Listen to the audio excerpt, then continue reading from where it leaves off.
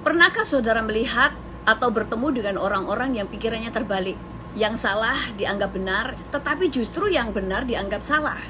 Mereka tidak bisa membedakan mana orang baik dan mana orang yang jahat. Mereka seringkali justru membela yang jahat dan membenci orang yang baik karena pikirannya terbalik.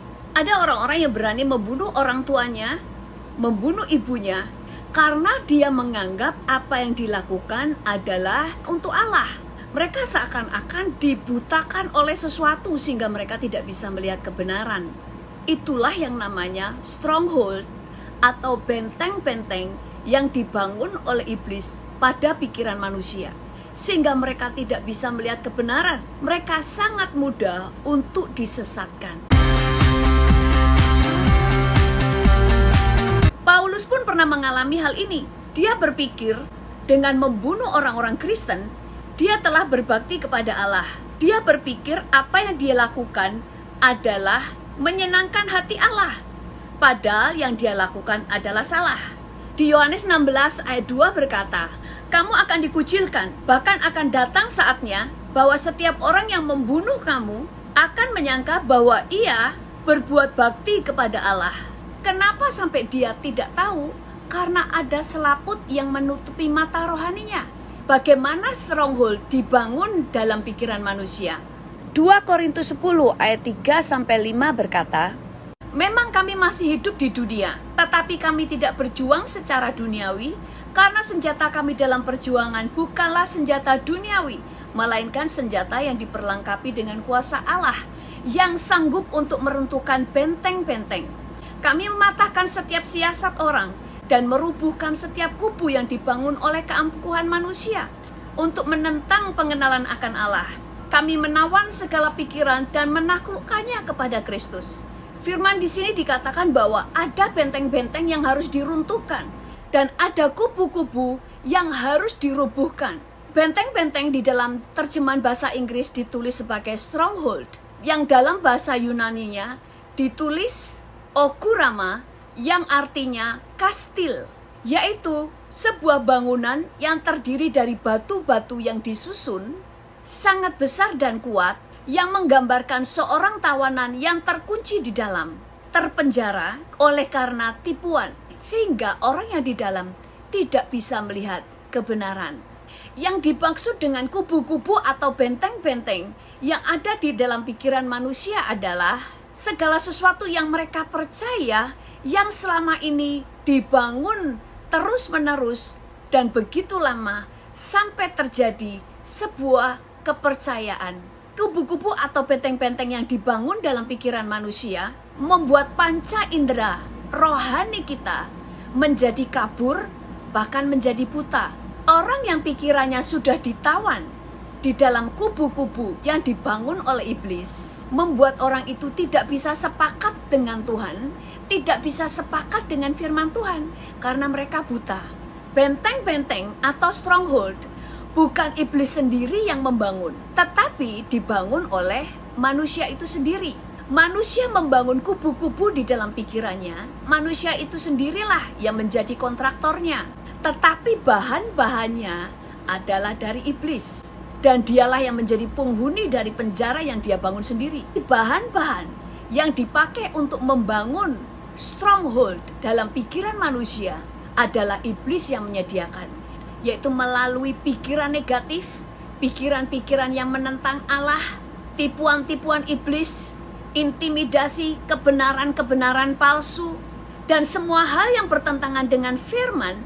Pada waktu kita percaya dengan pikiran-pikiran yang berasal dari iblis, maka pikiran-pikiran itu menjadi kubu-kubu yang terus dibangun terus-menerus di dalam pikiran manusia, sampai akhirnya menjadi kubu pertahanan atau menjadi stronghold yang menutupi seluruh pikiran manusia itu. Benteng-benteng itu dibangun setahap demi setahap di dalam pikiran manusia dalam waktu yang panjang. Misalnya dari sejak di dalam kandungan, ibunya selalu berpikir yang negatif, itu membangun stronghold di dalam pikiran anaknya. Kemudian budaya, ajaran, mitos yang terus-menerus dibangun di dalam pikiran anak tersebut Akhirnya hal itu menjadi sebuah kubu-kubu yang dibangun di dalam pikirannya. Sampai akhirnya membentuk pola pikir. Jadi stronghold atau kubu-kubu itu dibangun dari batu-batu pikiran yang ditanamkan oleh iblis. Yang kita percaya. Dan itu disusun terus-menerus sampai menutupi seluruh pikiran kita. Sehingga mata kita dibutakan. Ada waktu iblis sudah berhasil menipu manusia dan terjadi stronghold, maka iblis dengan mudah mengendalikan pikirannya. Pada waktu iblis membangun stronghold di dalam pikiran Hawa, dia tidak bisa langsung membangun stronghold di dalam pikirannya. Tetapi setiap hari dia menghembuskan perkataan-perkataan kebohongan sampai Hawa percaya. Iblis selalu menghembuskan seakan-akan Allah telah merahasiakan sesuatu dari Hawa. Dia berkata kalau Hawa makan buah pengetahuan, dia tidak akan mati, tapi justru dia akan menjadi seperti Allah. Iblis terus mendengungkan pikiran yang mulai meragukan Allah, mulai mencurigai Allah, pikiran-pikiran yang membuat dia percaya bahwa Allah telah mendustai dia. Dan pikiran-pikiran yang berkata bahwa kalau aku makan buah pengetahuan, aku nggak bakal mati. Dan itu terus dibangun dalam pikirannya sampai menjadi stronghold yang menutupi pikirannya.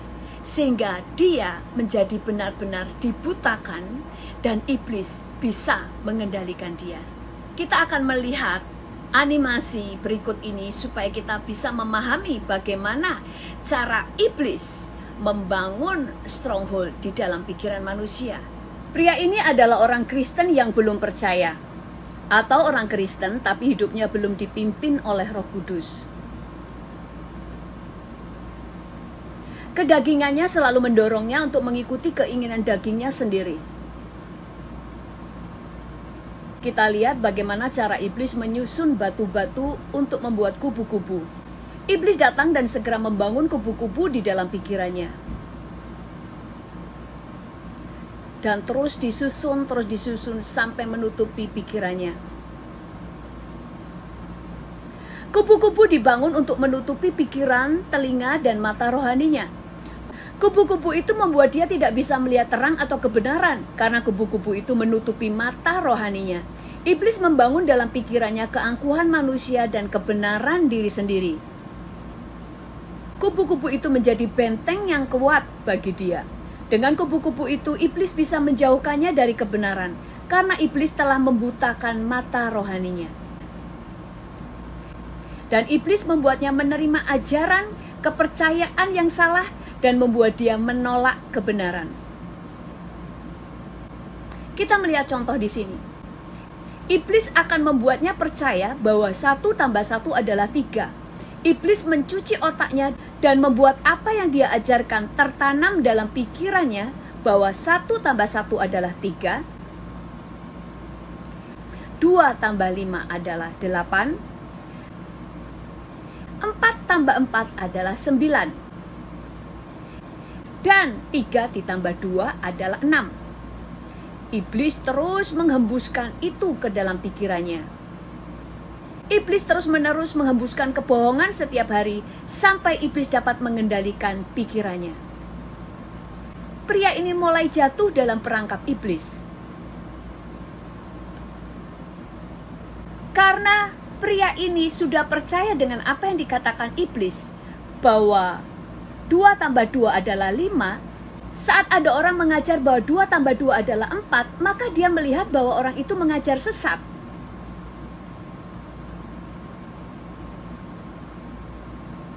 Dia menganggap orang itu adalah guru palsu. Pria ini mulai menghakiminya, menegurnya dengan keras, dan mendebat wanita itu dari pikirannya yang salah. Pria ini berteriak pada wanita itu, "Ajaranmu salah, kamu sesat, kamu guru palsu. Kamu mengajarkan kesesatan, 2 tambah 2 adalah 5, bukan 4. Kamu adalah guru palsu, bertobatlah." Sehingga guru yang benar ini menjadi bingung. Apa yang salah dari ajaranku? Apa yang salah dari ajaranku? Aku tidak mengerti kenapa pria itu menuduhku sebagai nabi palsu. Karena pikiran pria ini sudah menjadi terbalik. Yang benar menjadi salah, yang salah menjadi benar. Karena pekerjaan iblis adalah memutar balik kebenaran. Pikiran-pikiran yang tidak sesuai dengan Allah selalu akan mengikat dan membutakan. Sehingga kita tidak bisa memahami Tuhan, tidak bisa mengenal Tuhan dengan benar. Karena sifat dosa selalu membutakan. Tetapi kebenaran adalah terang, sehingga kebenaran itu memerdekakan. Iblis bisa menanamkan pikiran negatif kepada kita untuk menjadi stronghold lewat pergaulan kita. Pada waktu kita bergaul dengan orang-orang yang menentang Allah, maka pikiran-pikiran yang salah terus akan ditanam di dalam pikiran kita. Karena stronghold dibangun melalui apa yang kita lihat, apa yang kita baca, apa yang kita dengar, apa yang kita alami, trauma-trauma masa lalu, kepahitan, dan melalui apa yang kita percaya. Itu sebabnya penting bagi kita untuk memilih pergaulan yang tepat, untuk memfollow orang-orang yang tepat. Penting bagi kita mendengarkan pengajaran yang tepat. Lalu bagaimana cara kita meruntuhkan benteng-benteng tersebut? Yang pertama adalah melalui peperangan rohani. Kita harus meruntuhkan benteng-benteng tersebut. Kita harus menghancurkan setiap benteng yang dibangun oleh iblis dan juga yang dibangun oleh keangkuhan manusia. Seperti tadi di dalam 2 Korintus 10 ayat 5 berkata, kami mematahkan setiap siasat orang dan merubuhkan setiap kubu yang dibangun oleh keangkuhan manusia untuk menentang pengenalan akan Allah. Kami menawan segala pikiran dan menaklukkannya kepada Kristus. Kita harus memeranginya dan meruntuhkan dengan peperangan rohani. Yang kedua adalah melalui firman Tuhan yang menjadi rema. Karena firman Tuhan di dalam Yohanes 8 ayat 32 berkata, dan kamu akan mengetahui kebenaran dan kebenaran itu akan memerdekakan kamu. Kita mungkin sering mendengarkan firman, kita juga mendengarkan khotbah. Tetapi pada waktu kita mendengarkan firman dan khotbah, yang kemudian kita bisa paham, seakan-akan ada lampu yang menyala, ting, itulah firman yang menjadi rema, dan itulah yang memerdekakan, itulah yang meruntuhkan kubu-kubu yang selama ini dibangun oleh iblis di dalam pikiran kita. Ada seorang teman pendoa syafaat yang melihat pada waktu anak-anak Tuhan mendengarkan firman atau khotbah yang kemudian membukakan pikiran mereka yang salah dan mereka mulai mengetahui kebenaran, maka benteng pikirannya negatif itu kemudian runtuh. Contoh pada waktu orang berkubang di dalam dosa, di dalam pikirannya bahwa dia adalah orang yang tidak bisa diampuni, dan itu tertanam di dalam pikirannya bahwa dia tidak mungkin diampuni karena dosanya terlalu besar. Tetapi pada waktu mendengar firman bahwa Tuhan datang untuk orang yang berdosa, tidak ada dosa yang tidak bisa diampuni. Begitu firman itu jadi rema, dia dibukakan oleh firman itu dan dia menjadi percaya, maka pikiran negatif yang berkata bahwa dia tidak layak diampuni, dosanya terlalu besar, tidak bisa diampuni, itu roboh. Dan kemudian dia harus juga mendapatkan rema-rema yang lain untuk merobohkan kubu-kubu yang lain. Karena kubu-kubu itu dibangun oleh batu-batu yang berupa bermacam-macam pikiran-pikiran yang negatif yang ditanam oleh iblis, yang dibangun terus-menerus. Sehingga itu harus dirobohkan satu persatu melalui firman Tuhan yang menjadi rema. Pada waktu kita peperangan rohani, itu seperti benteng-benteng yang diruntuhkan untuk sementara. Itu adalah untuk membuka celah supaya orang itu bisa melihat kebenaran, supaya pada waktu firman disampaikan, orang ini bisa paham, bisa mengerti. Tetapi selanjutnya yang bisa merobohkan secara permanen adalah firman yang menjadi rema di dalam pikiran orang tersebut. Yang ketiga adalah kubu-kubu bisa dirobohkan melalui pengetahuan yang benar. Kenapa ada banyak rumah tangga yang hancur? Oleh karena ada kubu-kubu di dalam pikiran mereka yang membuat mereka buta. Mereka tidak tahu cara membangun rumah tangga yang benar. Kenapa ada banyak orang-orang miskin yang tidak bisa keluar dari kemiskinannya? Karena ada stronghold atau cara pikir yang salah yang membutakan mereka. Dan semuanya itu bisa dirumbuhkan pada waktu mereka mendapatkan pengetahuan yang benar. Sehingga pada waktu mereka mulai dibukakan dengan pengetahuan bagaimana cara mengelola uang, bagaimana melihat peluang, bagaimana mereka diajar untuk kreatif. Pada waktu mereka berpengetahuan, maka kubu-kubu yang menutupi pikiran mereka selama ini diruntuhkan. Tuhan Yesus memberkati.